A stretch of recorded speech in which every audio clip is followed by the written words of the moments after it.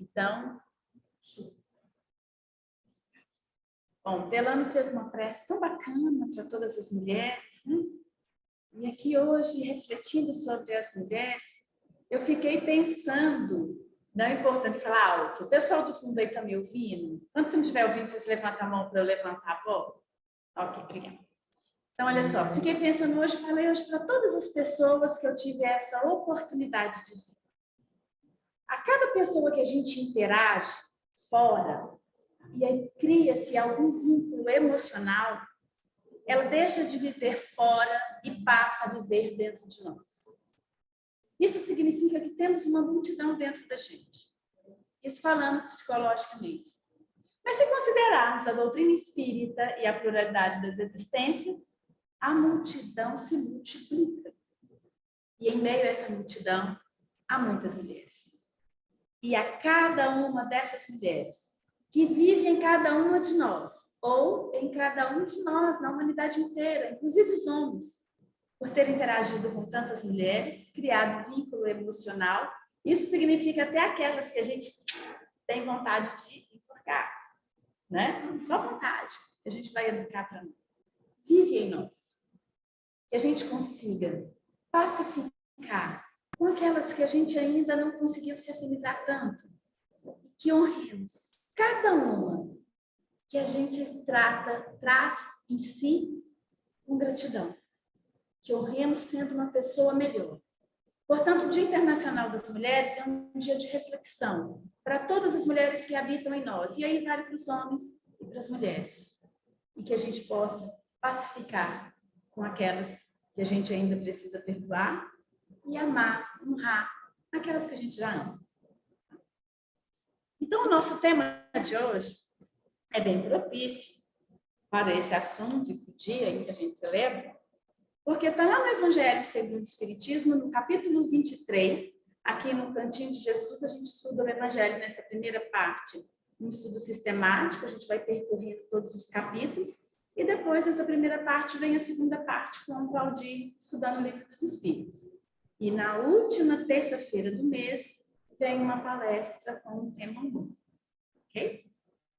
Então, continuando o nosso estudo, a gente diz aqui no Evangelho, no capítulo do Evangelho segundo o Espiritismo, capítulo 23, Estranha Moral, no item 9 a 12, que está intitulado da seguinte forma: não vim trazer a paz, mas a divisão.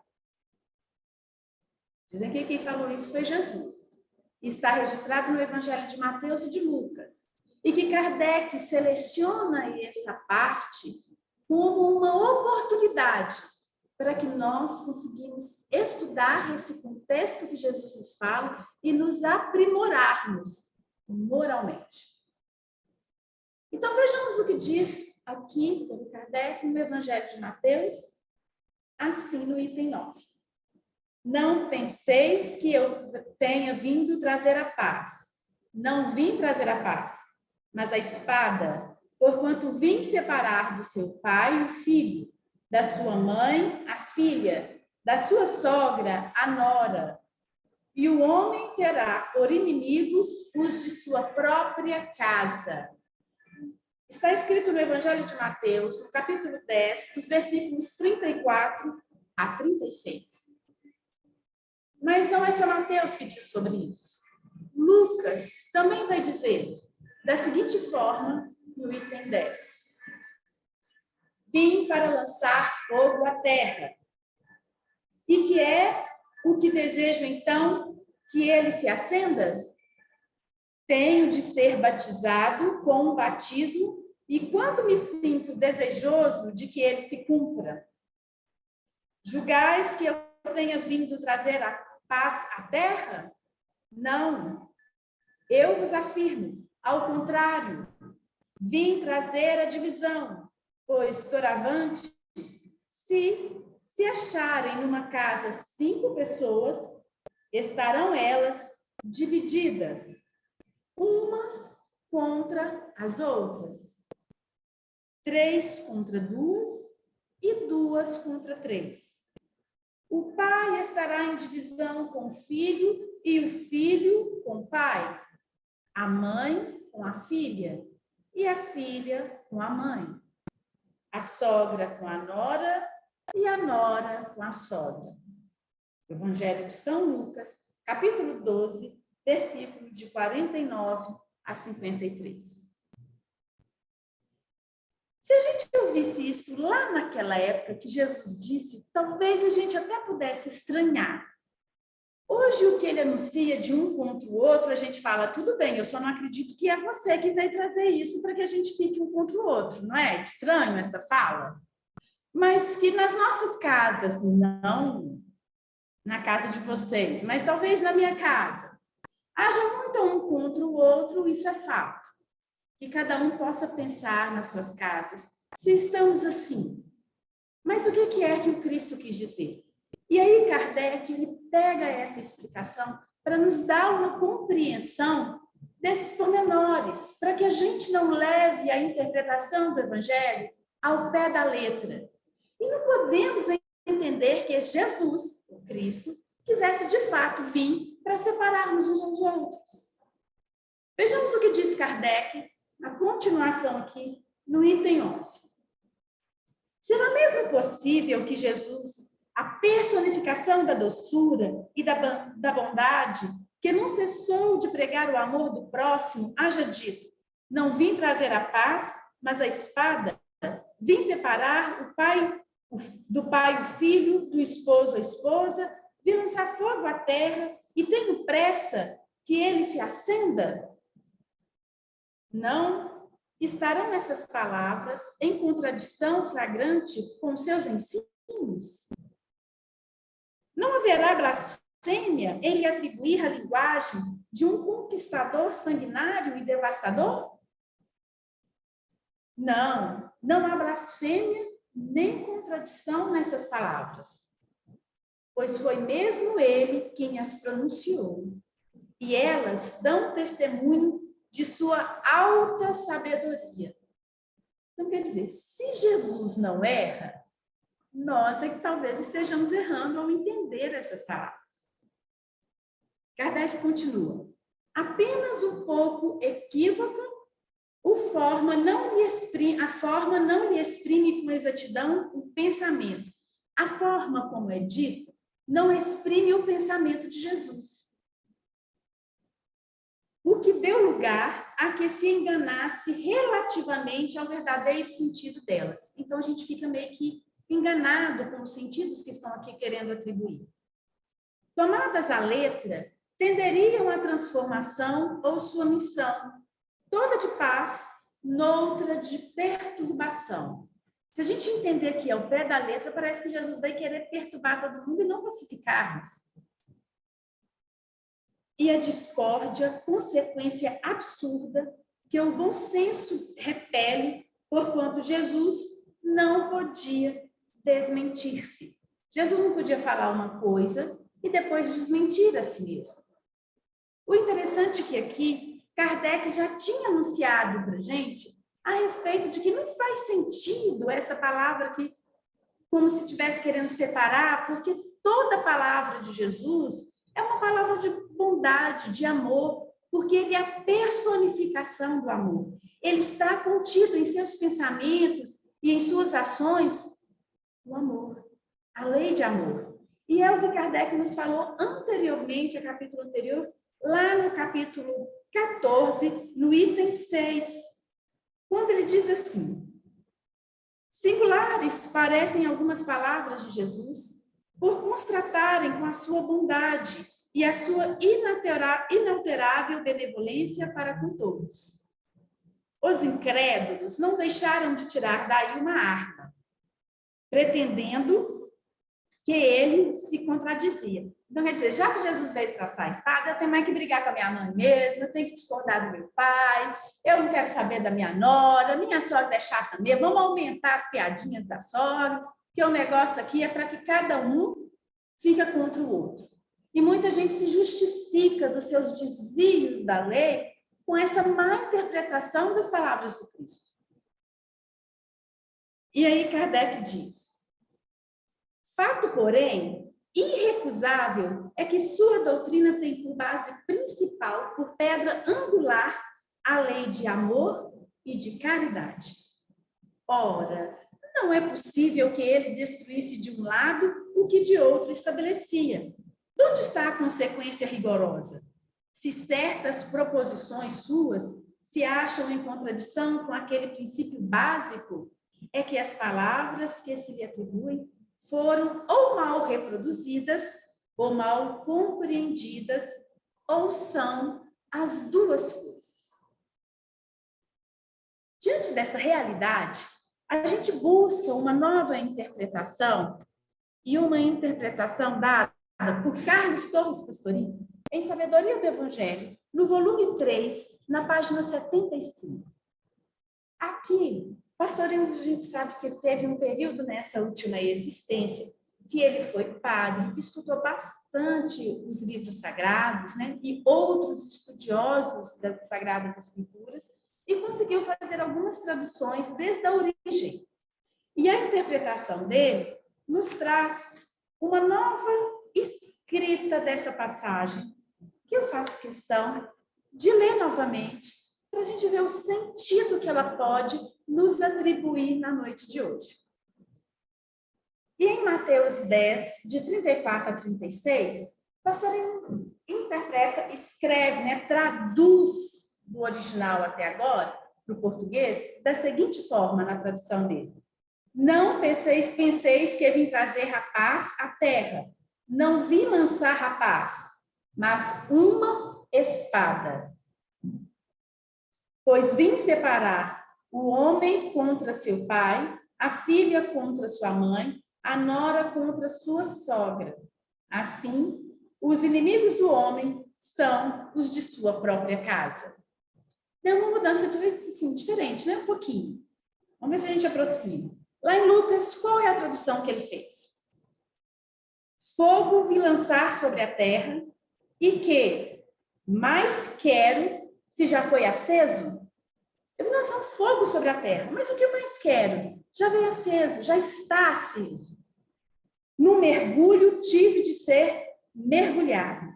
E quando me angustio até que ele termine, pensais que estou aqui na terra para trazer a paz?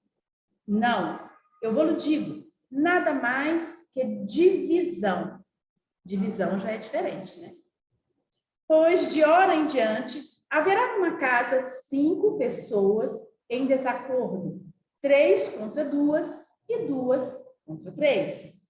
Estarão divididos, pai contra filho, filho contra pai, mãe contra filha, filha contra mãe, sogra contra sua nora e nora contra sua sogra. Vejamos essa interpretação segundo Carlos Torres Pastorinho. Ele diz assim, gente, que para a gente poder analisar, vamos começar primeiro com o Evangelho de Lucas.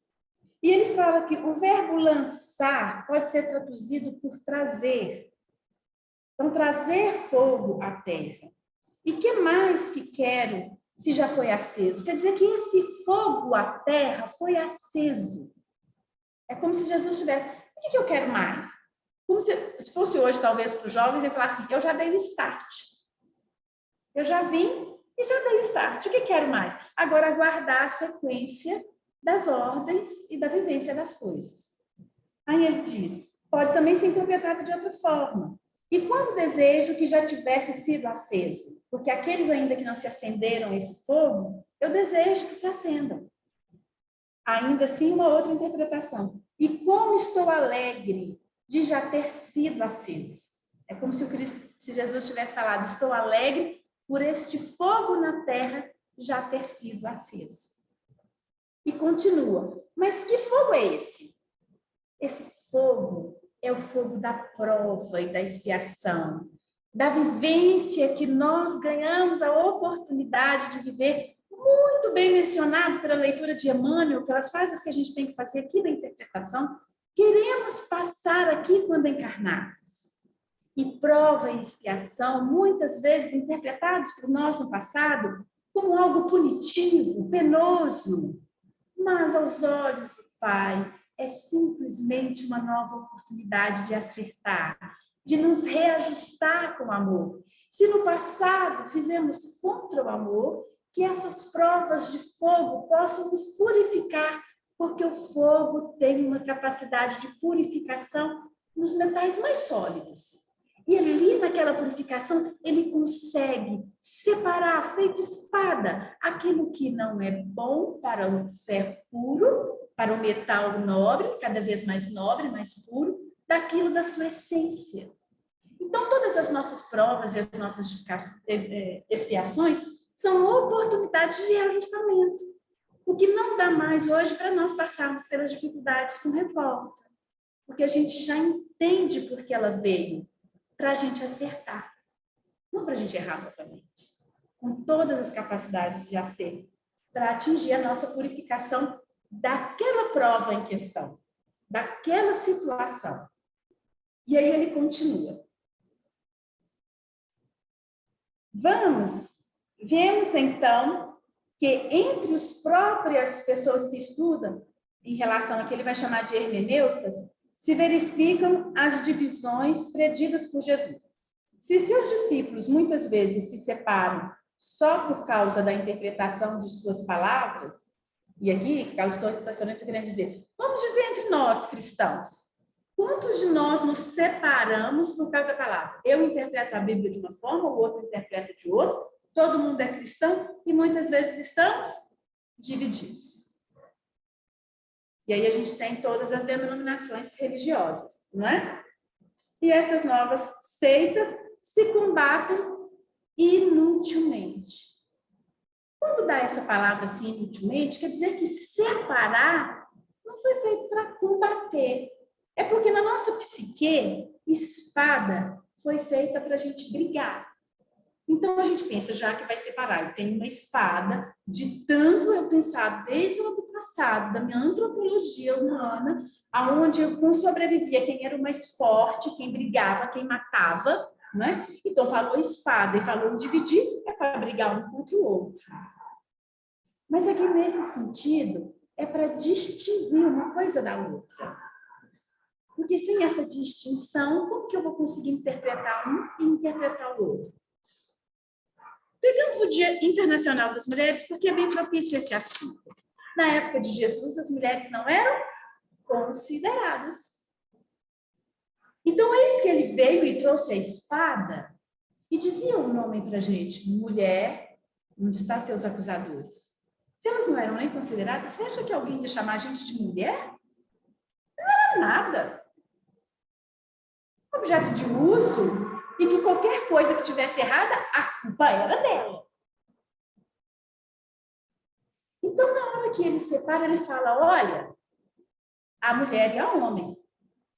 Separa uma coisa da outra. Um para brigar com o outro? Não. Essa não é o Evangelho de Jesus. Não é essa a intenção. E Carlos Torres pastor continua a nos informar que o próprio mestre responde pela negativa. Afirma que veio trazer a divisão. Dividir em dois. Partir ao meio, de onde derivou a nossa dicotomia. Homem, mulher, preto e branco, claro e escuro, pobre e rico, e aí eu consigo distinguir uma coisa da outra, para que eu possa respeitar a individualidade de um e a individualidade do outro. E ele continua. Essas mesmas palavras encontram, né, de fato, que havia a crença de que precedência à vinda de um Cristo que ia do Messias, né? Que ele ia vir brigar, que ia vir trazer fogo, que ia vir trazer guerra. Então, como já estava esperando isso, a gente automaticamente entende que é dessa forma. Mas isso é uma interpretação equivocada de acordo com os nossos maus hábitos desde o instinto, né? Desde lá da época das cavernas, para que a gente possa ouvir uma nova interpretação, um novo paradigma. Quando Jesus compara o amor que devemos ter, maior que o dedicado aos pais, maior que o dedicado aos filhos, como quem diz assim, naquela outra passagem que ele diz, olha, quem não me amar e odiar o seu pai, quem me amar e odiar a sua mãe, a gente fala, não entende nada. E aí a gente sabe que é uma questão de gradação. Quem me amará mais, colocar em primeiro lugar, colocar o amor como centro da minha vida. E se eu colocar o amor como centro da minha vida, eu vou honrar meus pais. Eu vou distinguir que isso aqui é a vontade do meu pai, que eu respeito, mas eu posso escolher diferente, porque eu sou uma outra forma. Bert Hellinger coloca isso de uma forma muito bacana, quando a gente ainda se vê muito enraizado pela lei do pertencimento, querendo obedecer cegamente os nossos pais, ou ficar grudados neles, para que a gente não possa perder a nossa filiação material. E aí ele diz, olha, diga para os seus pais, eu entendo que tudo que você escolhe para mim, você escolhe por amor. Mas eu entendo, acolho e respeito fazer diferente. Decido fazer diferente. É o fato da divisão que Jesus veio nos trazer. Eu entendo que, de acordo com a visão dos meus pais, eles querem que eu seja diferente. Mas pelo livre-arbítrio que me foi me dado pelo Pai que está no céu, com toda a honra e o respeito, eu vou viver a minha vida, da minha forma, dos meus moldes. E aí a sogra não vai poder mais impregnar na nora a vontade que ela tem, porque a nora vai poder ser ela e não mais ser a sogra. A filha vai poder ter a sua individualidade e a mãe a dela. E aí a gente consegue distinguir uma coisa com a outra, não para brigar, mas para reconhecer a importância de cada um no seu lugar e que cada um desses papéis estão em desenvolvimento para vibrar amor eternamente, respeitando a individualidade. Porque a gente tem uma sensação assim, espírito puro, vai ser tudo igualzinho. Não. Vamos estar numa condição sociomoral elevada, a mesma, mas com a individualidade. Terão outros Cristos, mas Jesus será Jesus. E os Cristos outros serão outros. Por isso que a sogra será sogra, a nora será nora, a mãe, a filha, a filha. Nada de ninguém ficar incutindo uma coisa na outra. E aí, ele continua agora a tirar o espírito da letra. Não mais pelo lado material, porque quando Jesus nos fala, ele fala para a nossa individualidade, para o espírito que somos, e não apenas para a nossa personalidade que cisma em acreditar que ela é soberana a tudo. Hoje eu recebi uma mensagem de uma mulher que está aqui presente, muito interessante. No Dia das Mulheres, ela disse assim, que hoje estamos em uma encarnação como mulher, mas que já tivemos outras, e que hoje a gente celebra o Dia das Mulheres. Né? Mais ou menos assim, que eu não consigo memorizar direito, assim, mas foi nesse sentido. E hoje a gente consegue perceber que nessa questão de personalidade, uma hora a gente vê mulher, hora a gente vê homem, hora a gente vem encarnado com um grupo familiar, com um grupo social, e isso vai nos moldando algumas características bem no plano material, não é isso? Mas agora aquelas duas pessoas vai falar o seguinte, olha, Jesus falava para o espírito que você é, que pode ter tido várias encarnações com várias personalidades, mas tem que fazer essência no seu sentido. Tem que pegar a centelha divina e aflorar, crescer, para que a sua personalidade entenda o que o seu espírito entendeu dessa passagem. E aí ele vai nos dizer que, em primeiro lugar, a individualidade, Jesus declara ter vindo lançar fogo sobre a terra. Com efeito, a matéria inerte e mesmo a vivificada pela força da vida animal e psíquica pode considerar-se apagada se não tiver sido o fogo do espírito desperto, consciente de si, a trabalhar pela evolução. Então, por exemplo, eu preciso animar esse corpo físico que vai vir encarnar, que já está ali programado para vir. Então, meu espírito, eu, espírito que sou, vai se alojar esse espírito e vai então vir para essa encarnação. E vai passar por o fogo das provas dessa encarnação. Mas também podemos interpretar que nós ainda despertos, mesmo que já estamos aqui encarnados, ainda não acendemos no fogo da essência do comprometimento da nossa evolução. Como Emmanuel diz aqui na interpretação no início da leitura que Delano fez, né? Então a gente consegue observar que essa importância dessa existência humana, que lança fogo nos seres humanos nessa individualidade que somos, nessa nossa personalidade, é como se Jesus fosse lá e acendesse essa centelha divina, que é o Espírito que somos, essa essência crística que o Pai colocou em nós. E ao ouvir a personalidade, Jesus vai lá e lança esse fogo, acende essa centelha. E aí desperta a gente que dorme, passando pelas queixas, passando pelas provas da vida reclamando, achando que tudo é uma dificuldade danada, que para nós é tudo mais complicado do que para o outro. A gente ainda está dormindo. Mas quando Jesus acende esse fogo, a gente começa a compreender a importância da prova vivida, sofrida e sentida na Terra, nesta encarnação. E ao invés dela ser minha grande vilã, ela se torna minha bela lição de aprimoramento moral. Já nem acho ruim pelas minhas dificuldades. Veja lá o que vai me trazer. E aí ele continua dizendo assim: quem lança esse fogo nos seres humanos é a individualidade, ao assumir seu legítimo posto de supremacia na criatura humana. O que é isso? Quando acende o posto, eu já não vivo pela personalidade, mas eu faço com que a personalidade viva para o espírito que sou. Porque eu vim encarnado para que essa personalidade sirva a minha essência, para que a minha essência espiritual se aprimorize, se torne melhor moralmente. Passe pelas provas com dignidade, com aprendizado. Para lançar, porém, esse fogo espiritual, a individualidade necessita mergulhar no corpo físico. Não adianta ficar só lá no plano espiritual estudando. A gente tem que vir cá e colocar em prática. Não é assim? Tem que reencarnar. E aí é nesse mergulho. Por isso que quando Jesus fala, eu mergulhei, eu vim, eu encarnei, eu saí lá das alturas e fiz esse mergulho na carne, para que vocês entendam, mesmo já encarnados, como é mergulhar e despertar a essência espiritual que todos nós temos, porque somos espíritos. E aí ele diz que o espírito, individualização da centelha divina, quando consegue comunicar seu fogo próprio espiritual ao ser humano, sente em si a alegria de vê-lo arder na espiritualização integral. Sabe o que é isso? É quando a gente fica feliz de perceber que a gente já não reclama mais de coisas pequenas, de quando as coisas duras a gente consegue reconhecer a prece, de quando a gente olha para trás e fala, poxa, depois que eu comecei a entender o Evangelho de Jesus, que eu aprendi, que eu pratiquei, eu fiquei mais leve.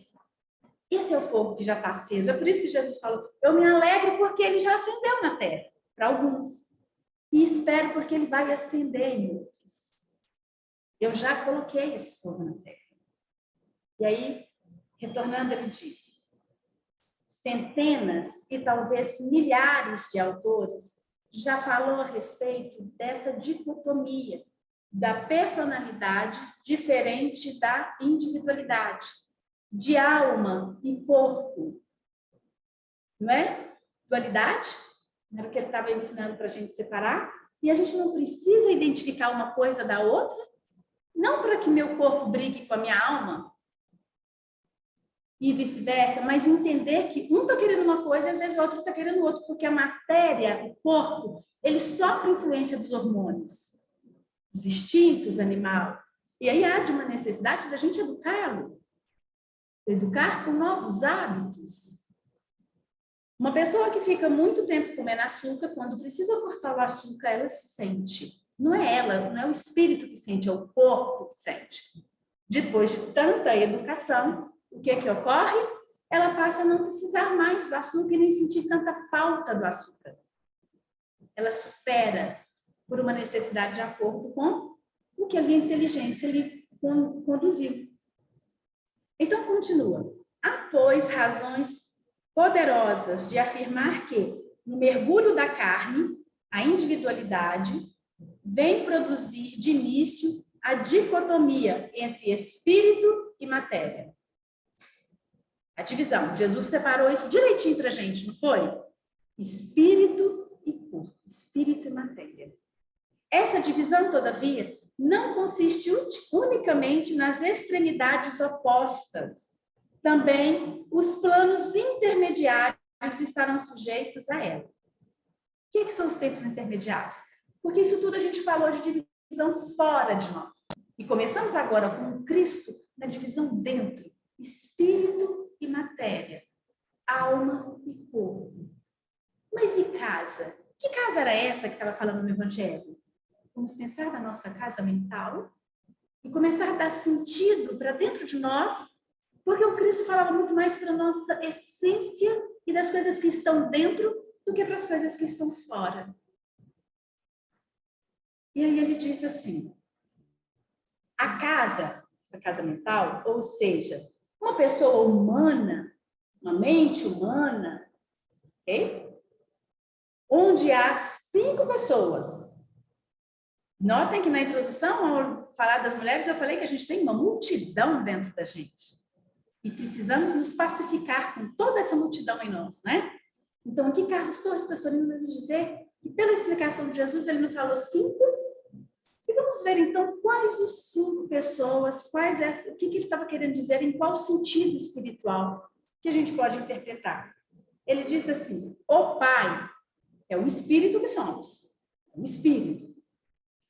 A mãe, a inteligência. A inteligência adora mandar em tudo. Será que as mães querem? Não, que orienta, né, gente? Vamos colocar assim. A inteligência. O filho, o corpo astral. Com sua esposa, o duplo etéreo. E a filha seria a carne, a carne. Então, a luta entre os elementos é grande e contínua. Porque o pai, o espírito, quer impor-se ao filho, ao corpo astral. Olha, você está com vontade de comer carne? Agora você não pode, você não convém. Está com vontade de comer açúcar? Demais não dá. Vai beber? Para quê? Mas o corpo quer. Aí continua. Mas esta se rebela e não quer obedecer a ela. E não quer obedecer a ele. Mas esta se opõe a ele. A mãe inteligente quer superar a filha, a carne, mas esta se rebela e não quer obedecer a ela, vencendo-a como um sono, o cansaço e etc. A sogra, ainda a inteligência, busca dominar a nora, as sensações físicas, né? Eu estou com antipatia de fulano, a inteligência fala, para que você vai ficar com antipatia de alguém? Faça isso não vale a pena. Ficar de mal com alguém não vale a pena. Nem as pessoas que estão dentro, muito menos as pessoas que estão fora. Pacifica, é inteligência. Que amor é questão de inteligência, não é sensação. A sensação é a antipatia, é o frescor, é o prazer. Amor leva a felicidade. Prazer não tem nada a ver com felicidade. Há felicidade diante das provas, durante as provas e após as provas. Porque felicidade é eu me alegrar de cumprir com o meu dever moral. Mesmo chorando, eu posso ser feliz. E aí, voltando. Quem não conhece as dificuldades de a inteligência desarraigar hábitos, vamos colocar assim, os vícios materiais, os vícios morais, como o de fumo, o de bebida, o de gula, de preguiça e etc., ou os obstáculos causados à inteligência pela fadiga do corpo, a inteligência quer continuar a produzir, você está num projeto bacana de trabalho, no seu corpo em sono, cansado, sem conseguir fazer você pensar, sem ter inteligência, você está praticamente naquela luta. Porque você está entendendo que são forças distintas, porque Jesus conseguiu mostrar para a gente que há uma distinção e que a gente precisa considerar.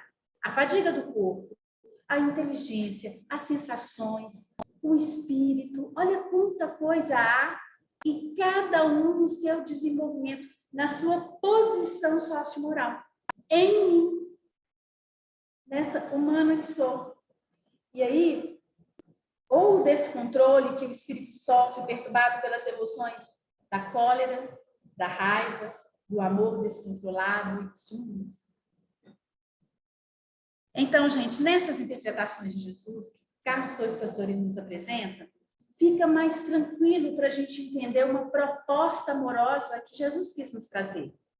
Identifique as coisas que tem em você na sua humanidade. Perceba a sensação e separe uma coisa da outra. Algo é a sua inteligência, a sua essência espiritual, o espírito que você é, seu corpo físico, Então, eu preciso cuidar do meu corpo físico. Eu não preciso desconsiderar meu corpo físico. Eu não posso achar que ele é tudo, mas ele é o veículo que me trouxe uma oportunidade de experimentar e vivenciar as provas, que me darão condições de purificar-me, de chegar mais perto dele. Aquele que nos fala hoje, nos ensina que eu vim trazer a espada, para que você possa distinguir uma coisa da outra. Mas no primeiro momento, é aterrorizador, parece que a gente está em briga, quando a gente consegue entender que algo é diferente do outro. Na nossa psique, a gente ainda acredita que o diferente é para se gladiar. Mas isso é só no início. Porque depois que a gente entende tudo, a gente começa o processo de pacificação, de harmonização, de entender o estágio do progresso de cada setor, do pai, do filho, da nora, da mãe, da filha, sogra. E aí a gente começa a pacificar. E aí, quando a gente entende as multidões dentro de nós, fica mais fácil fazer para fora, né? E aí a gente acalma os nossos corações. Com isso, só é vencedor verdadeiro é o que se vence a si mesmo. E vencer a si mesmo é colocar todos esses atributos íntimos em harmonia. Porque quem é que tem que vencer? Né? O corpo? O espírito? A inteligência? A sensação? Na verdade, a gente tem que vencer o amor em nós. E o amor traz pacificação com todos eles.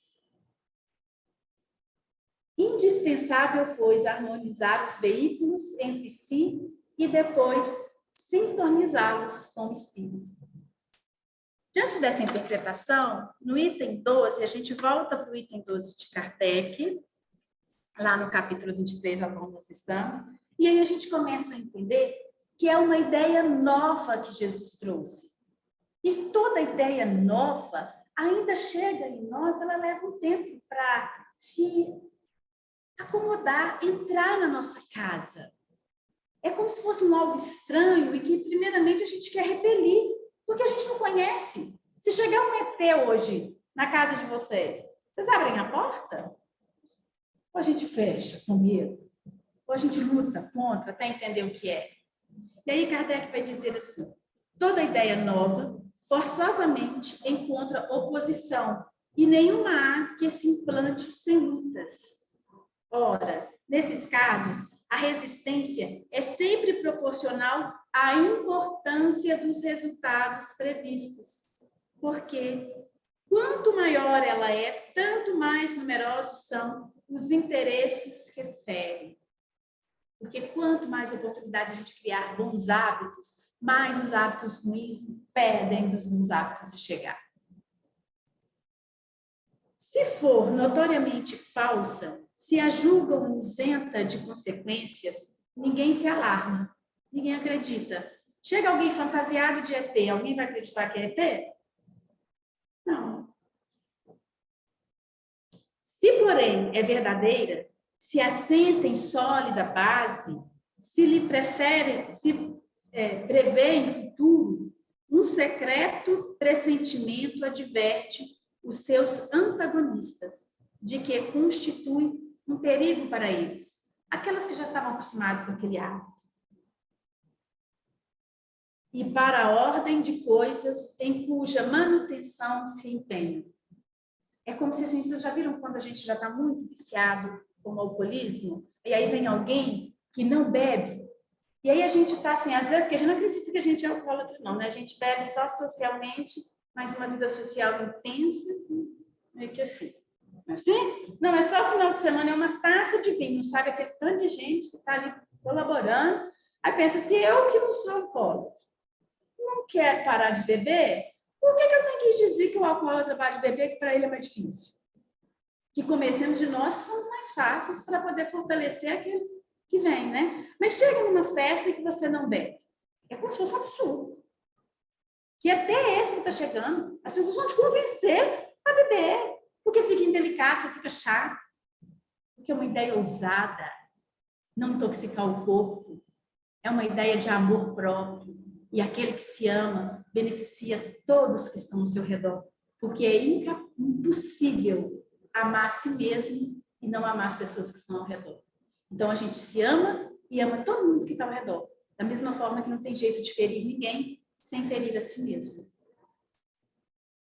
E, para terminar, Kardec nos coloca assim: atiram-se, então, contra ela e contra os seus adeptos. Né? Então, atiram que as pessoas param de beber. Ninguém pode parar de beber.